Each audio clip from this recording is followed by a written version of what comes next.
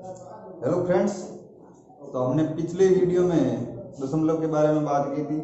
आज हम भिन्न के बारे में बात करने वाले हैं। भिन्नों के प्रकार किस तरीके से ज्ञात किए जाते हैं, कितने प्रकार होते हैं, उनके बारे में।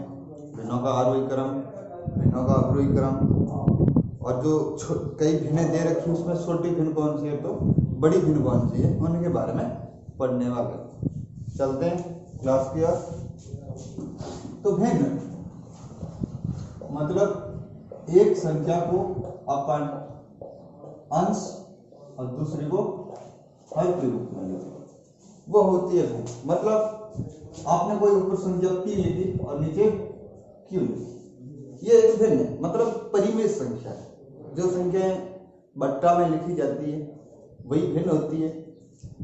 यानी ऊपर वाली जो संख्या होती है अपन की, ये इसमें अंश होती है, और जो नीचे वाली संख्या होती है वो हर होती है। अपन को इसके बारे में समझना है, ये भिन्न कितने प्रकार की होती है, उनके बारे में अपन को ध्यान रखना है। वैसे ये भिन्न दो प्रकार की होती है। एक होती है उचित भिन्न और दूसरी होती है अनुचित भिन्न।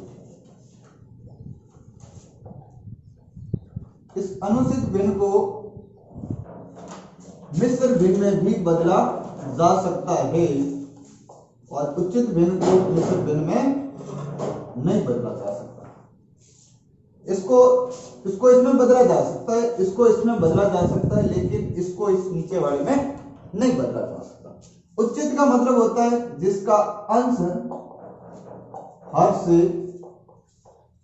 छोटा हो, और अनुचित का मतलब होता है जिसका अंश हर से बड़ा। अब आप देखिए जो मैंने लिख रहा हूं, मैं जैसे मैंने ये 3/4 लिख ली और ये मैंने 4/3 लिख ली, तो देखिए यहाँ अंश 3 है और हर 4 है। यानी ये जो संख्या है नीचे वाली, ये ऊपर वाली से बड़ी। तो ये आपकी नीचे वाली जब संख्या बड़ी होती है और ऊपर वाली छोटी होती है, इसका मतलब ये भिन्न है वो उचित भिन्न है। कैसी भिन्न है? उचित। और जब ऊपर वाली संख्या बड़ी होती है और नीचे वाली संख्या छोटी होती है, इसको अनुचित भिन्न कहा जाता है। और अनुचित भिन्न को ही मिश्र भिन्न में बदला जाता है। हम इसको मिश्र भिन्न में कैसे बदलेंगे?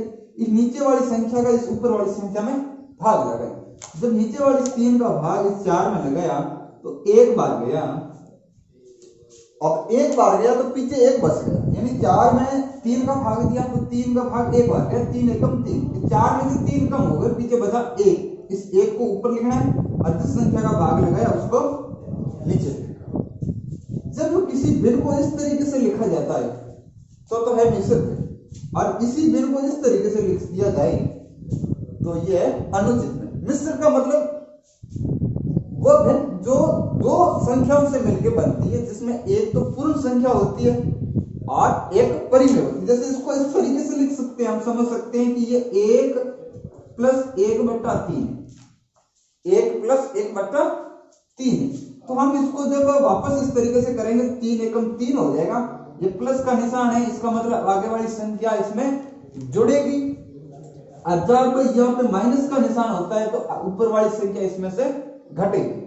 तो 3 एकम 3 हो गए। 3 के अंदर जब इसको जोड़ेंगे तो अपन के पास में 4 हो गए, और ये 4 वापस यहाँ आ जाएंगे, और नीचे वाली संख्या अपन की यहाँ आ जाएगी। ये 4/3 हो जाएगा। यानी इसको इसी तरीके से लिखा जा सकता है, इसी तरीके से लिखा जा सकता है। बात वही की वही है, इसको लिखने की जो स्टाइल है वो अलग है। यानी अनुचित भिन्न को ही मिश्र भिन्न कहा जाता है, और मिश्र भिन्न को भी इस तरीके से लिखा जाता है। वापस मिश्र भिन्न को अनुचित भिन्न में बदला जा सकता है, लेकिन जो उचित भिन्न होती है उसको वापस मिश्र भिन्न में हम बदल नहीं सकते। अब हम भिन्नों के जो भिन्नों की छोटी से भिन्न कैसे ज्ञात कर सकते हैं, बड़ी भिन्न कैसे ज्ञात कर सकते हैं, उनके बारे में देखते हैं। तो अब देखिए मेरे पास में ये, जैसे मैंने यहाँ 3/4 लिख दिया, या मैंने 4/5 लिख दिया, या मैंने 5/6 लिख दिया, और या मैंने 6/7 लिख दिया। अब अपने को इसमें से छोटी भिन्न और बड़ी भिन्न कैसे निकाय नहीं है। और इनको वापस आरोही क्रम हम कैसे लिखेंगे ये भी अपन को ध्यान रखना जरूरी है। तो देखिए जब ऐसी भिन्नें आपको दे रखी है तो हम क्या करेंगे, या तो हम उसको दशमलव में बदल लें, या फिर हम दशमलव में नहीं बदले तो इन सबका एलसीएम ज्ञात करना पड़ेगा। और एलसीएम ज्ञात करने के लिए आप सबसे पहले इन सारी संख्याओं का एलसीएम ज्ञात करिए इस तरीके से। यहाँ 2 का भाग लगेंगे, 2 बार चला जाएगा, 5 में जाएगा नहीं, 6 में 3 बार जाएगा और 7 में नहीं जाएगा। अब यहाँ वाली सारी संख्याएं अभाज्य है तो इन सारी संख्या को गुणा कर लें।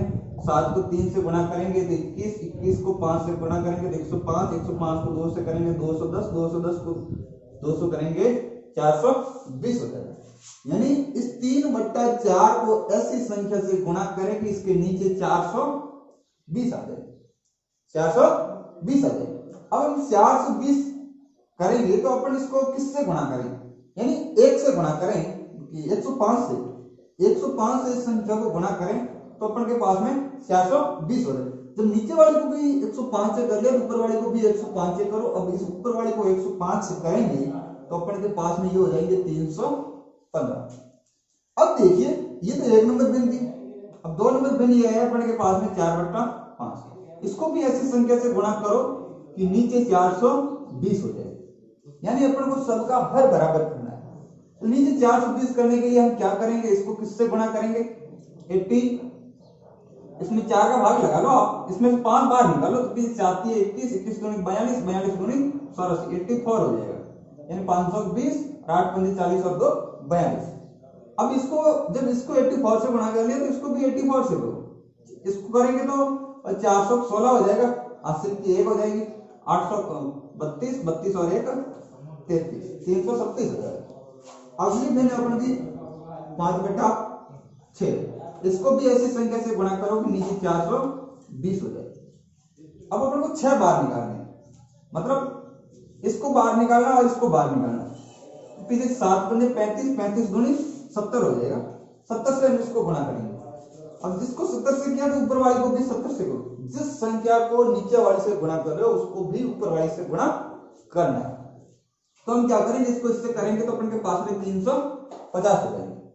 अब लास्ट में अपन के पास में 6/7, इसको भी ऐसी संख्या से गुणा करो कि नीचे 420 हो जाए। तो हम इसको 60 से गुणा करेंगे और 60 से गुणा करेंगे तो 420 हो जाएगा, तो इसको भी 60 से गुणा करेंगे। अब इसको 60 से गुणा किया तो 360 हो गया। अब देखिए सारी संख्याओं का हर बराबर है, और जब भिन्नों के अंदर हर बराबर होता है तो जिस भिन्न का अंश सबसे छोटा है वह भिन्न सबसे छोटी होगी, और जिस भिन्न का अंश सबसे बड़ा है वह भिन्न सबसे बड़ी होगी। तो यहाँ पे देखिए आप 315 है वो सबसे छोटा है, तो यानी 315 सबसे छोटा है, तो इसका मतलब भिन्न कौन सी है, अपन की 3/4, ये सबसे छोटी होगी। फिर इससे बड़ा कौन सा है, 337, यानी 4/5 आएगा आगे। फिर देखिए यहाँ 350 लेकर के इसका मतलब 5/6 आएगा, और फिर 360 लेकर के इसका मतलब ये 6/7 आएगा। यानी ये इससे बड़ी, ये इससे बड़ी, ये इससे बड़ी। वापस आप इसको ऐसे करोगे, यानी ये इससे छोटी है, ये इससे छोटी है और ये इससे छोटी, ये तरीका है।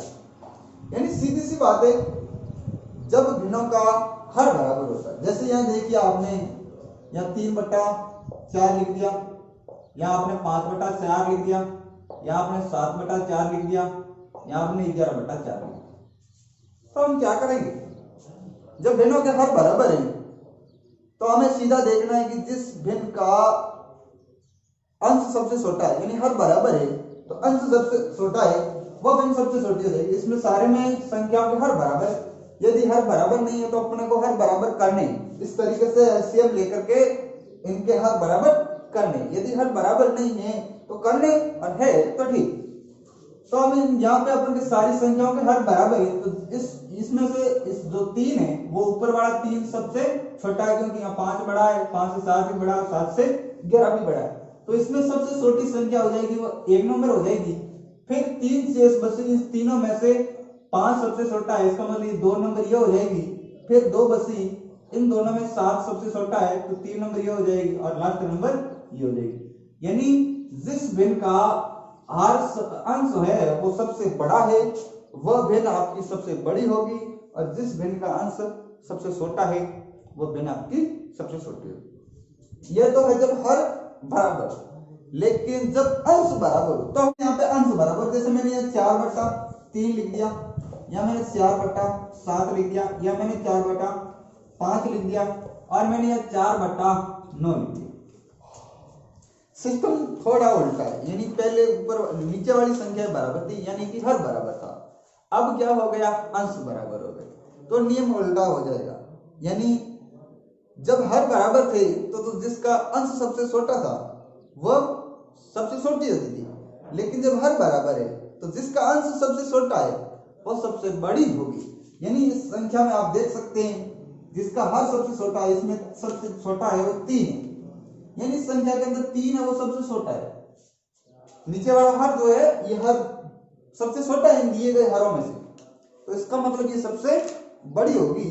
और इस संख्या के अंदर आप देखिए इन बाकी वाले तीनों के अंदर या फिर चारों के अंदर देखिए ये 9 है वो सबसे बड़ा है, यानी हर बड़ा है, तो जिस भिन्न का हर सबसे बड़ा है वो भिन्न सबसे छोटी होगी। यानी 1 नंबर भिन्न होगी सबसे बड़ी ये होगी, फिर बाकी वाली में 2 नंबर यानी इन तीनों में 5 है वो सबसे छोटा है तो 2 नंबर ये हो जाएगी, फिर इन दोनों में बाकी वाली में 7 3 नंबर पे आ जाएगा और 9 4 नंबर पे आ जाएगा। अब ये क्रम किस तरीके से होगा ये ध्यान रखना है, यानी इस भिन्न का जो हर है वो सबसे छोटा है, इसका मतलब ये सबसे बड़ी होगी, यानी सबसे बड़ी, फिर इससे छोटी ये 2 नंबर हो जाएगी, इससे छोटी, फिर वापस इससे छोटी ये होगी और वापस इससे सबसे छोटी ये हो जाएगी। यानी अब जब इस भिन्नों को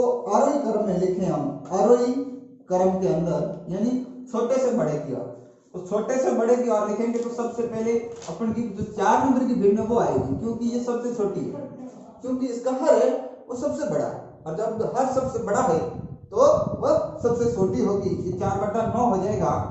फिर देखिए आप 3 नंबर पे 4/7 है, फिर 4/5 है और लास्ट में 4/3 हो जाएगा।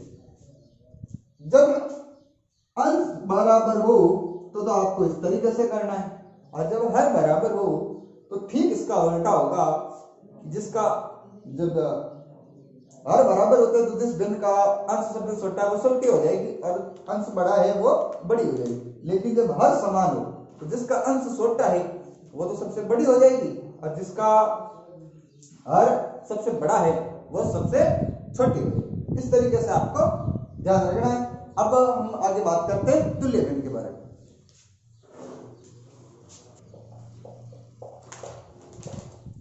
अब आगे अपनी है वो तुल्य भिन्न, यानी तुल्य का मतलब 2 भिन्नों को तोड़ने पे उनका भार है वो समान रहे, उनका मान है वो बराबर रहे, किसी भी स्थिति में बदले नहीं, इसका मतलब वो है तुल्य। तो हम क्या करेंगे, जैसे अपने यहाँ 2/3 ले लिया, अब इस 2/3 की तुल्य भिन्न ज्ञात करनी, मतलब इसको चेंज करें तो भी इसका मान वही रहना चाहिए जो हम आगे वाली भिन्न का मान भिन्न में बदल रहे हैं। तो हम इससे क्या करेंगे, सबसे पहले आप 2 से मल्टीप्लाई कर लो, ऊपर की संख्या को भी 2 से मल्टीप्लाई करो और नीचे वाली संख्या को भी 2 से मल्टीप्लाई कर लो। तो 2 को 2 से करेंगे तो 2 दूनी 4 और 3 को 2 से करेंगे तो 3 दूनी 6 हो जाएगा। अब आपको इसकी ये तो वैसे जब एग्जाम के अंदर जब परीक्षा में जब सवाल आता तो हमको इस तरीके से ज्ञात करना। अब यहाँ हम 2 से किए, फिर हम 3 से करेंगे और 3 को इससे करेंगे तो 3 दूनी 6 हो जाएगा और 3 किए 9 हो जाएगा। फिर हम क्या करेंगे, 4 से करें तो 4 को इससे करेंगे 4 दूनी 8 हो जाएगा और 4 को 3 से करेंगे तो 12 हो जाएगा।